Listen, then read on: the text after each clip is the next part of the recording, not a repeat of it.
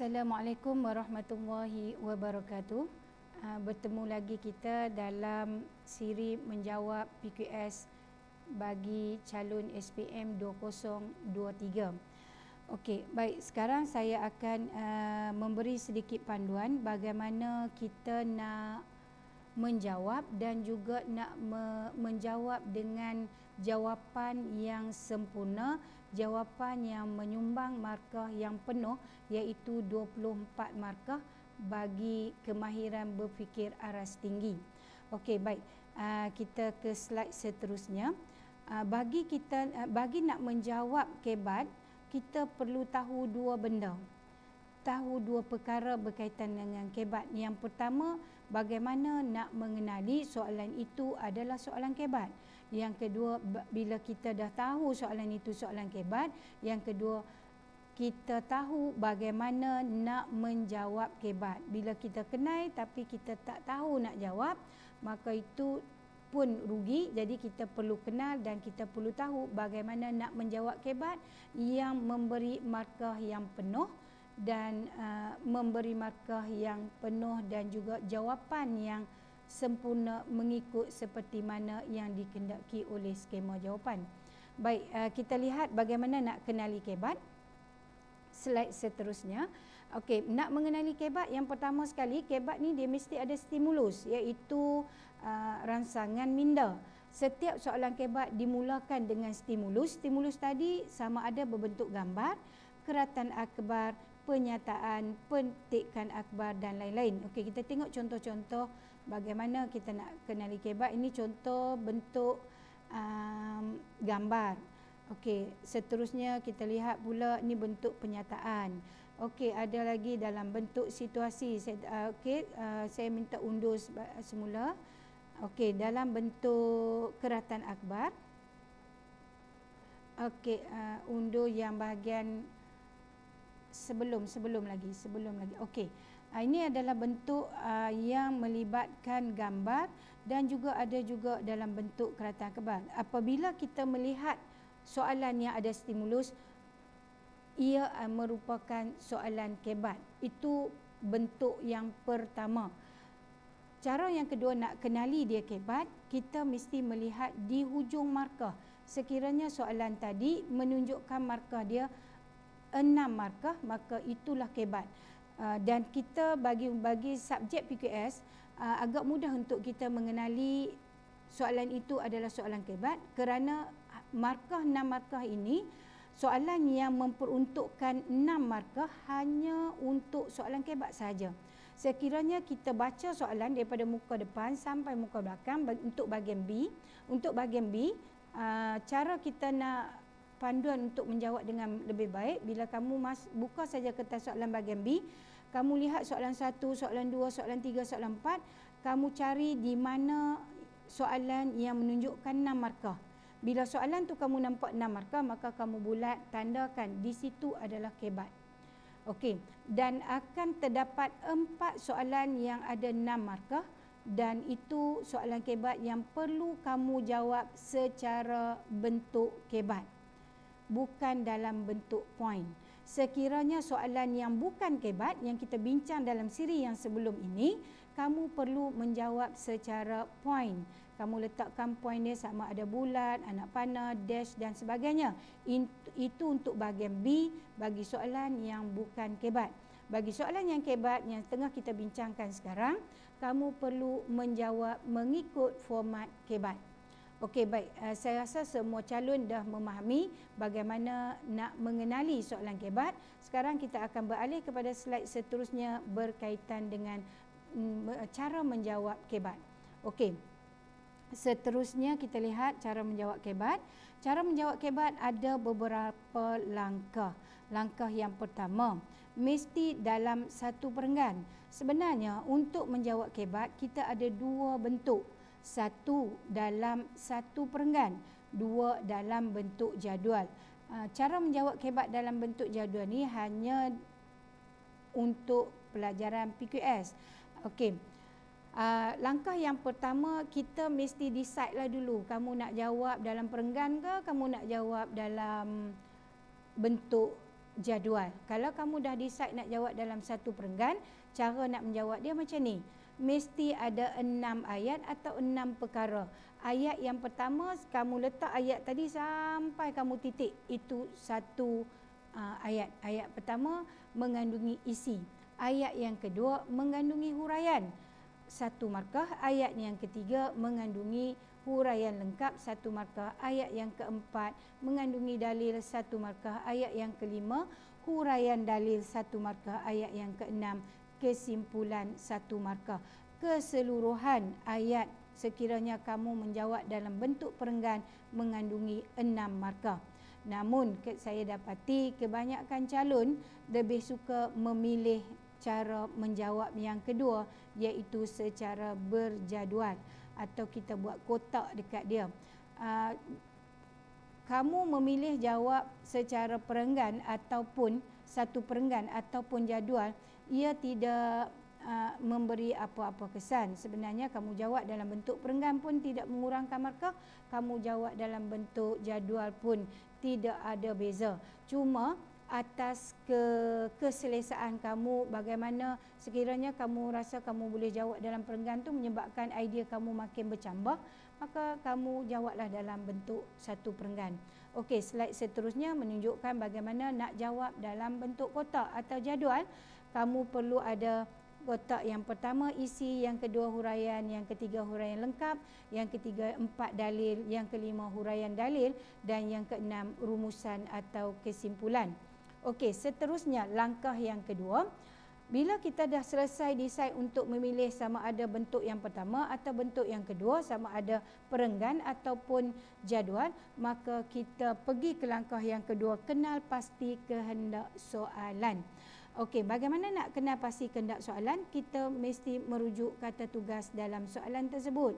Okey, kita lihat yang pertama, soalan kalau dia tanya kita bagaimanakah peranan langkah tindakan. Soalan ini memerlukan jawapan kepada cara. Bagaimana kamu mengambil cara untuk menangani situasi atau masalah yang diletakkan di dalam stimulus tadi.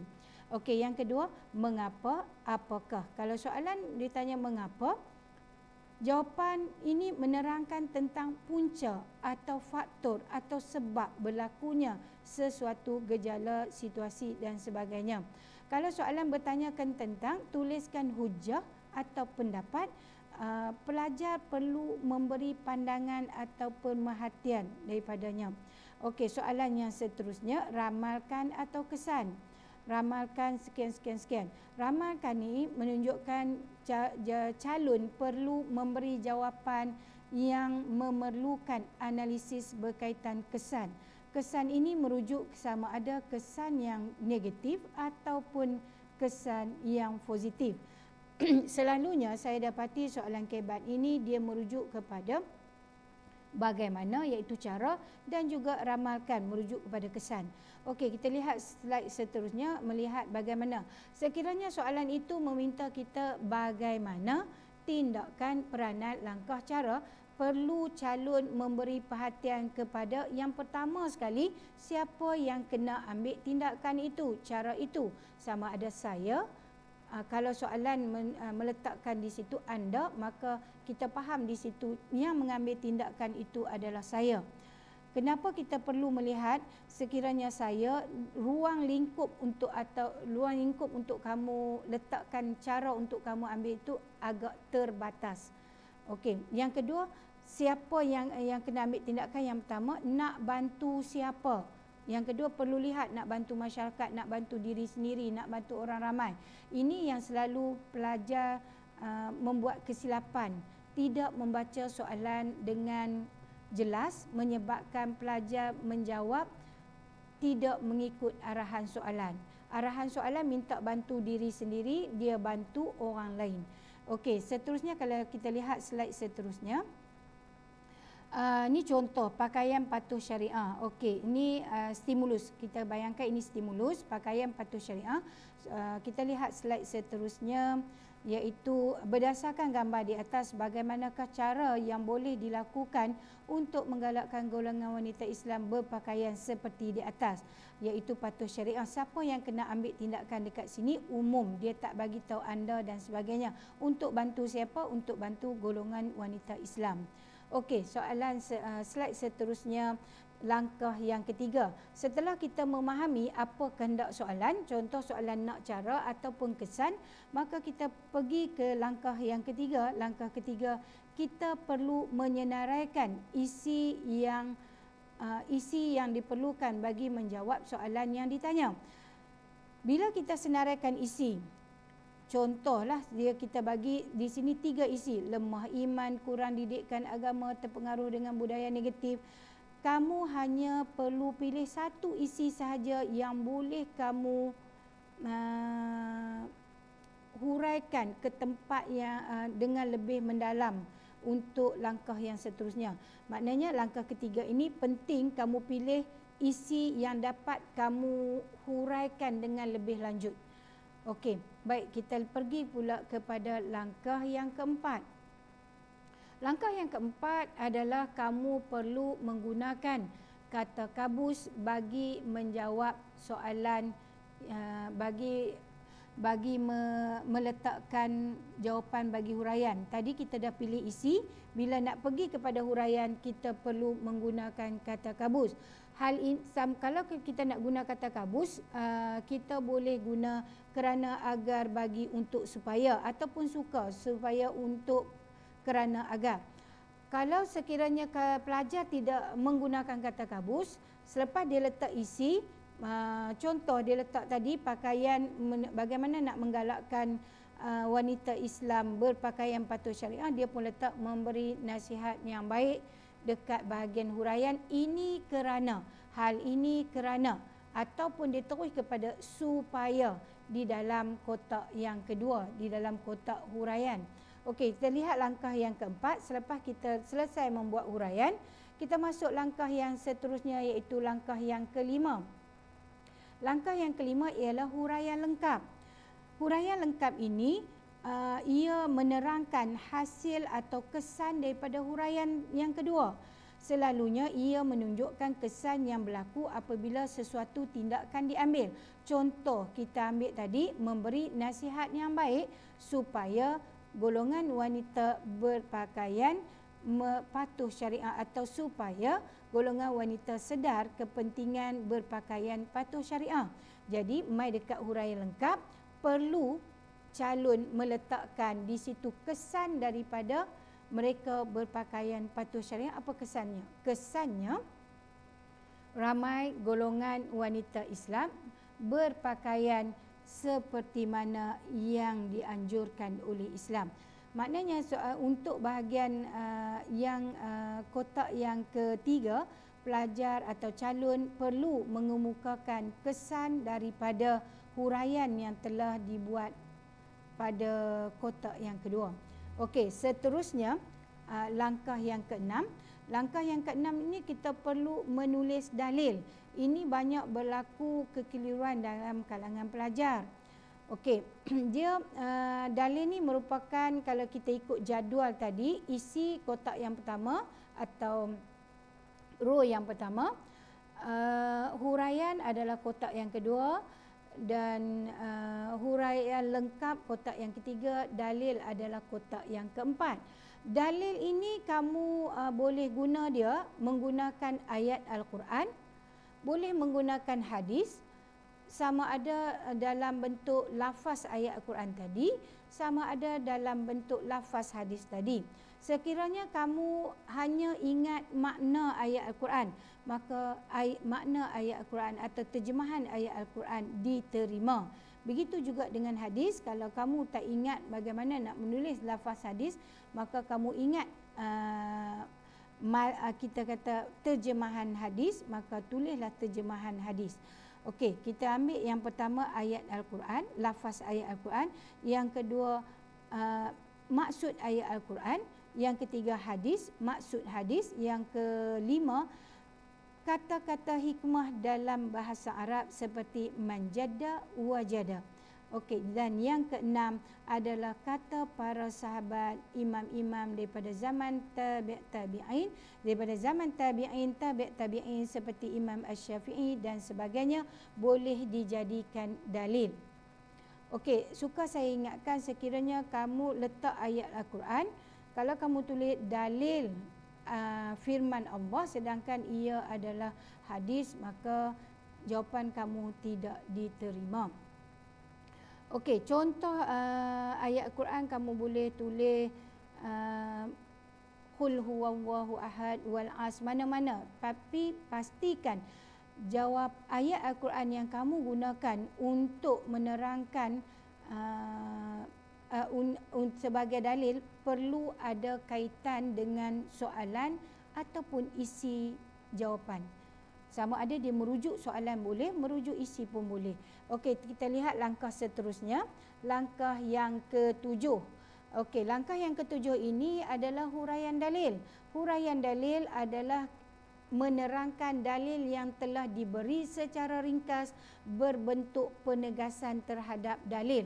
Dan saya amat berharap calon dapat menulis ayat ini berdasarkan dalil di atas jelas menunjukkan bahawa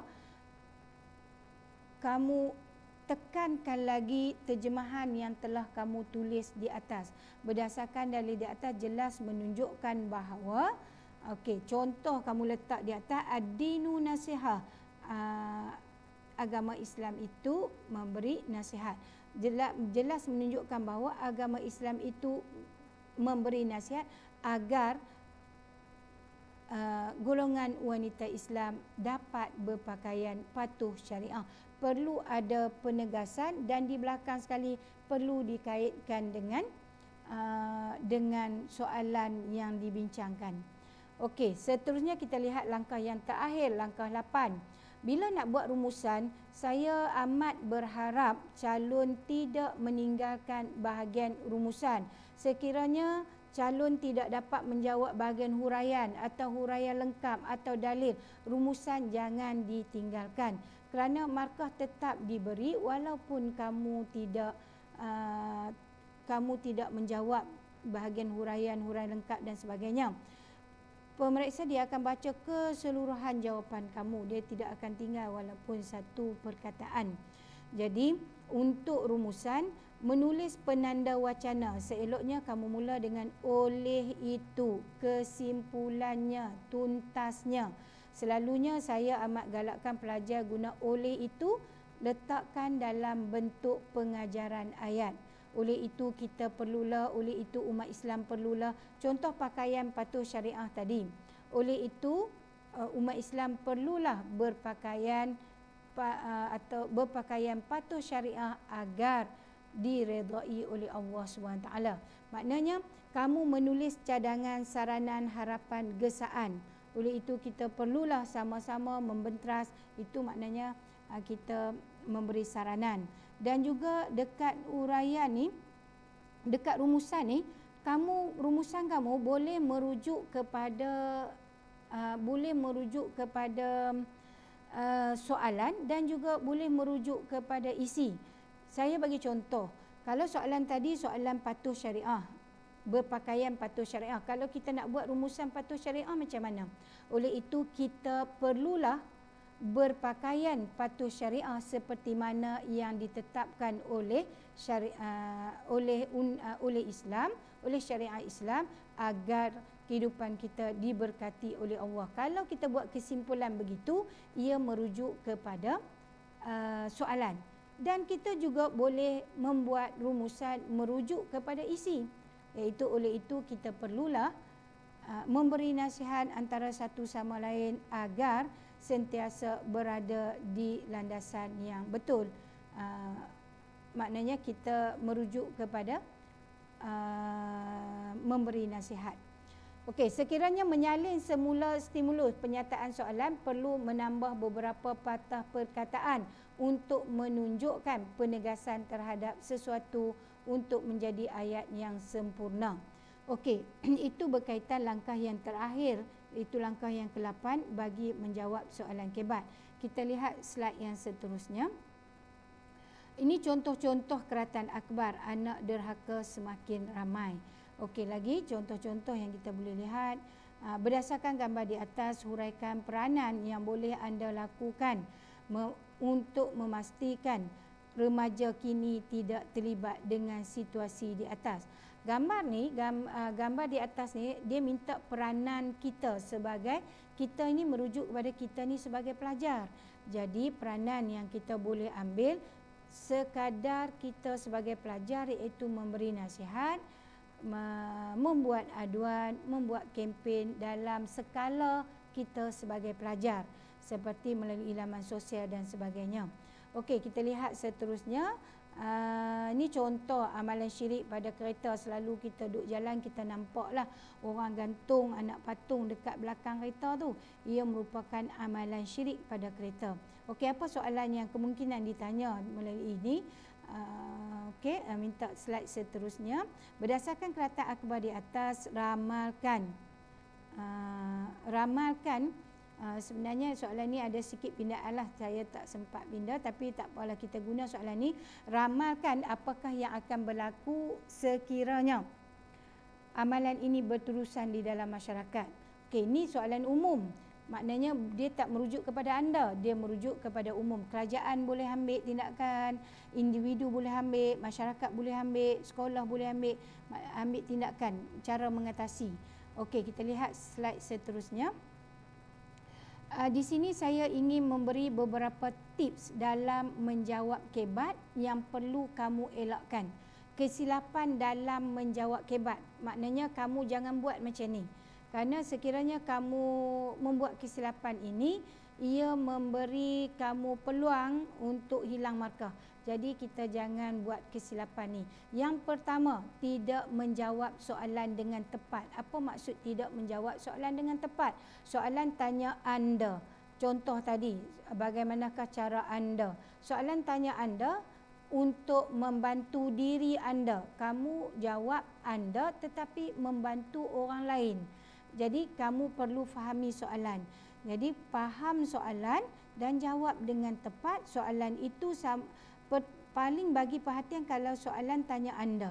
Okey, kalau soalan tanya mengapa, soalan tanya bagaimana, soalan tanya ramalkan, kita dah boleh faham soalan itu nak apa. Kalau soalan tanya ramalkan, kita faham soalan itu nak kesan. Cuma kita decide negatif atau positif berdasarkan soalan yang ditanya. Kemudian kalau soalan tanya mengapa, kita faham soalan itu nak faktor, sebab, punca. Kalau soalan tanya bagaimana, kita faham soalan itu nak cara. Cuma cara ini siapa yang kena ambil cara tersebut. Okey, menjawab dalam bentuk poin adalah satu kesalahan besar. Kamu tidak dibenarkan menjawab soalan kebat dalam bentuk poin. Janganlah malas untuk kita membuat jadual, untuk membuat kotak bagi menjawab. Kalau tak mau jawab dalam bentuk perenggan, satu perenggan saja yang mengandungi 6 ayat seperti mana yang saya terangkan di awal tadi. Okey, jawab dalam bentuk poin hanya bahagian B di soalan yang kita bincang siri yang sebelum ini. Okey, kesilapan yang ketiga yang sering calon lakukan, iaitu memberi lebih daripada satu isi. Kebat dia tidak memerlukan lebih daripada satu isi, dia hanya nak satu isi sahaja. Jangan kamu masukkan 2 isi. Mungkin kamu rasa, rasa macam nak bagilah isi lebih, saya rasa macam idea banyak. Simpan idea kamu tu. Kamu masukkan idea yang betul-betul kamu dapat huraikan dengan lebih cemerlang, dengan lebih berkesan, dengan lebih mantap jawapan kamu. Okey, jadi letak satu isi sahaja bagi menjawab soalan kebat. Okey, so saya amat berharap kamu tak buat kesilapan ni. Okey, seterusnya. Soalan kesilapan yang selalu dibuat, tidak memahami kehendak soalan. Soalan tanya punca, faktor, mengapa, dia jawab langkah. Ini kesalahan yang tidak dapat dirunding lah. Maknanya kita nak bantu pun memang tak boleh. Kalau soalan tanya mengapa, mesti kamu jawab punca, mesti jawab sebab. Kalau soalan tanya ramalkan, mesti jawab kesan. kesan merujuk negatif atau positif. Sekiranya soalan tadi tanya dekat kamu, bagaimanakah cara anda untuk membantu remaja hari ini berkunjung ke tempat di atas, contohlah di atas tu gambar masjid, maka di situ kamu perlu faham pertama sekali siapa yang kena ambil tindakan. Sebab tu kamu perlu analisis dan fahami kehendak soalan. Soalan tadi nak anda itu pelajar, maka ruang lingkup kamu, jawapan isi kamu mestilah merujuk kepada bidang kamu sebagai pelajar. Okey, yang kedua, selain daripada kita melihat kita yang kena ambil tindakan itu, yang kedua nak bantu siapa? Kalau soalan yang saya bagi tadi, nak bantu remaja, nak bantu orang ramai, bukan bantu diri sendiri.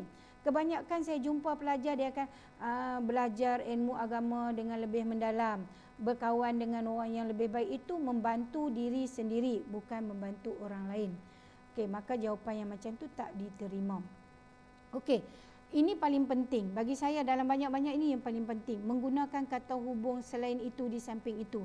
Bila kamu guna kata hubung selain itu di samping itu, ia menunjukkan kamu meletakkan isi yang kedua, isi yang ketiga dan seterusnya. Bila kamu menggunakan perkataan itu, pemeriksa akan melihat kamu atau bagi orang yang memeriksa kertas kita, dia akan mendapati bahawa calon ini telah meletakkan isi yang kedua. Maka rugilah kamu punya jawapan tadi. Sedangkan kita dah ikut step dah. Selepas daripada isi yang pertama perlu letak huraian. Selepas huraian tadi menggunakan kata kabus.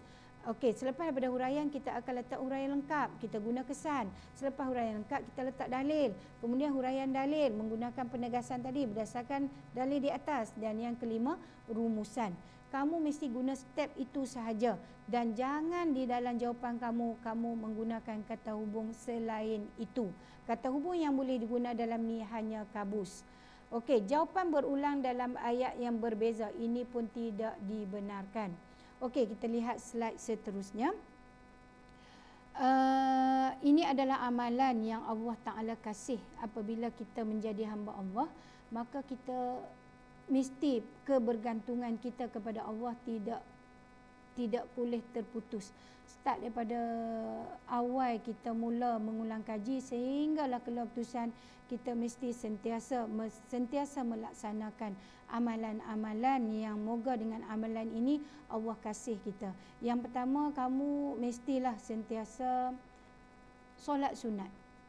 Solat sunat. Antara saya pernah ingat satu calon SPM dulu, tak silap saya daripada sekolah Maktab Mahmud Sik, yang mendapat straight A+, di mana apabila orang panggil interview dia, bagaimana dia berjaya, bertemu buah dengan dia, bagaimana dia berjaya memperolehi kecemerlangan yang begitu hebat. Antara rahsia dia suka solat sunat. Dan kita kebanyakan pelajar hari ini saya tengok ramai yang menunaikan solat sunat duha. Itu adalah salah satu amalan yang dikasihi oleh Allah. Dan puasa sunat dan zikir, solawat. Dan apabila kamu solawat ni penting, apabila kamu jawab, kamu hilang idea, kamu hilang punca semasa berada dalam dewan peperiksaan, banyakkanlah solawat. Moga Allah hadirkan idea-idea yang benar selepas itu, insya-Allah.